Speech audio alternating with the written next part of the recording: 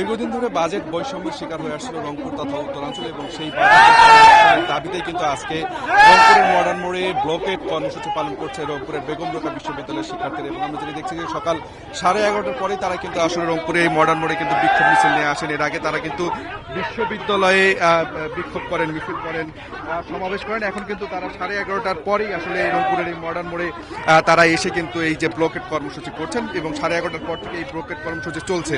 এবং আমরা যেটি দেখছি যে যারা শিক্ষার্থী রয়েছেন বেগম রোকেয়া বিশ্ববিদ্যালয়ের তারা কিন্তু বর্তমানে যে সড়কটি রয়েছে রংপুর ঢাকা মহাসড়ক, সেই মহাসড়কে বসে কিন্তু তারা প্রতিবাদ জানাচ্ছেন, তারা কিন্তু মুহুর্মুহু স্লোগান দিচ্ছেন। এবং তারা যেটি বলছেন যে এই যে উত্তর যে জনপদ রয়েছে রংপুর, বিশেষ করে তারা যেটি বলছেন যে এই রংপুর 24-এর যে আবু সাইদের রক্তের উপর দাঁড়িয়ে যে স্বাধীনতা পেয়েছে বাংলাদেশ, সেই আবু সাইদের রংপুর এবং সেই আবু সাইদের রংপুরকে বিভিন্ন সময়ে আসলে বিভিন্ন ধরনের প্রতিশ্রুতি দেওয়া হলেও রংপুরকে এগিয়ে নেওয়ার ক্ষেত্রে কোনো ধরনের প্রতিশ্রুতি বাস্তবায়ন তারা আসলে দেখতে পারেন। এবং যে কারণে তারা আজকে কিন্তু এই যে রংপুরের যে মডার্ন মোড়ের যে মহাসড়ক রয়েছে সেই মহাসড়ক ব্লকেট করে তারা আসলে প্রতিবাদ করছেন। তারা আসলে তাদের যে আন্দোলন সেটি হচ্ছে এই রংপুরকে বাংলাদেশের অন্যান্য যে উন্নত যে শহরগুলো রয়েছে, অন্যান্য যে অঞ্চলগুলো রয়েছে সেই অঞ্চলগুলোর সাথে রংপুরকেও এগিয়ে নিতে তারা বলছেন যে এই যে তাদের এই কর্মসূচি। এবং তারা বলছেন দেশের একটি অঞ্চলকে বাদ দিয়ে আসলে একটি দেশ কখনোই এগিয়ে যেতে পারে না এবং সেই কারণেই তারা আজকে কিন্তু এখানে ব্লকেটে বসেছেন। আমরা একজন শিক্ষার্থীর সঙ্গে কথা বলতে চাই। আপনারা এই যে আজকে ব্লকেট কর্মসূচি পালন করছেন, মূলত আপনাদের দাবিগুলো কি একটু জানতে চাই। আমাদের দাবি যে রংপুর শহর, রংপুর বিভাগ এবং আমাদের বেগম রোকেয়া বিশ্ববিদ্যালয়ের জন্য যেন পূর্ণাঙ্গ একটি বাজেট নির্ধারণ করা হয়, যেন রংপুর শহর এগিয়ে যায় এবং আমাদের বিশ্ববিদ্যালয় একটি পূর্ণাঙ্গ বিশ্ববিদ্যালয়ে রূপান্তর করা হয়। যেহেতু ইন্টারিম আমাদের আশ্বস্ত করেছিলেন এবং কথা দিয়েছিলেন যে আমাদের এই পরিমাণ বাজেট নির্ধারণ করবেন এবং রংপুর বিভাগকে 1 নম্বর বিভাগে রূপান্তর করবেন, কিন্তু আমরা আসলে তার কথার কোনো প্রতিফলন আমরা দেখতে পাই না। তাই আমরা চাই যে আমাদের সাথে ন্যায়সঙ্গত আচরণ করা হোক। ধন্যবাদ। আমরা আরেকজন শিক্ষার্থীর সঙ্গে কথা বলতে চাই। আমরা আসলে দেখছি যে আপনারা রংপুরের যে উন্নয়ন বরাদ্দ, রংপুরের যে বাজেট বরাদ্দ এবং সেই ক্ষেত্রে যে বৈষম্য, এই বৈষম্যের বিরুদ্ধে এবং এই বৈষম্য নিরসনের দাবিতে আজকে এই ব্লকেট করছেন। মূলত আপনারা কোন কোন দাবিতে এখানে এসেছেন, কি চান আপনারা আসলে একটু স্পষ্ট করে জানতে চাই।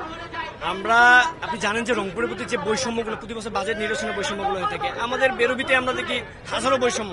বাজেট যে আমরা ঢাবি কিংবা অন্যান্য বিশ্ববিদ্যালয় যেগুলো পাই আমরা তার একাংশও পাই না। ডক্টর ইউনূস বলেছিলেন যে রংপুর 1 নম্বর নাকি জেলা হয়ে যাবে, কিন্তু আমরা 1 নম্বর কেন 30 নম্বর জেলার মধ্যে আসি কিনা তার সন্দেহ নেই।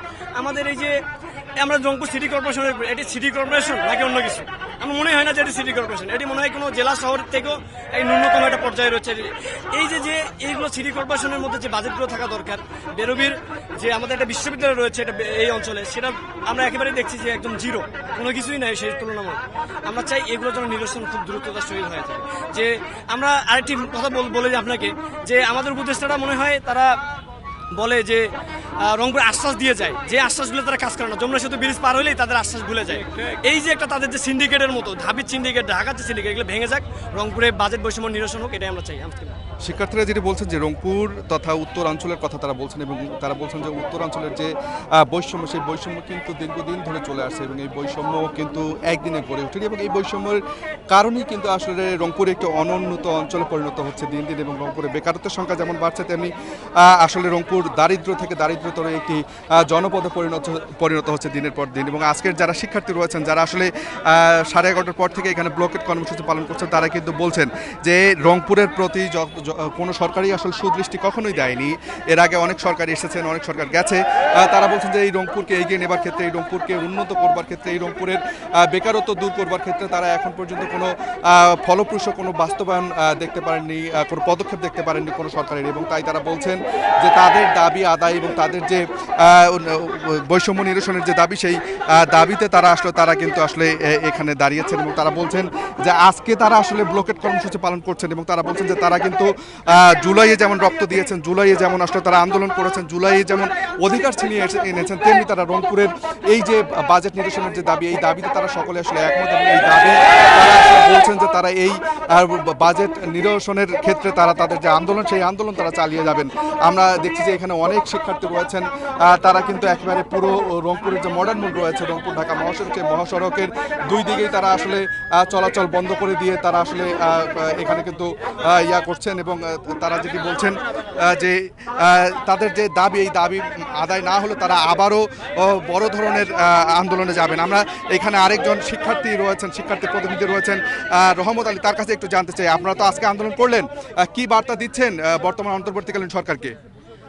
আমরা অন্তর্বর্তী সরকারকে স্পষ্ট এই বার্তাই দিতে চাই যে লাল ফিতর দৌরত্ব, যে নিয়মতান্ত্রিক বেড়াজাল দেখিয়ে আপনারা উত্তরবঙ্গকে এখনো বাজেটের বৈষম্যের যে শিকার সেটি আপনারা বিদ্যমান রেখেছেন।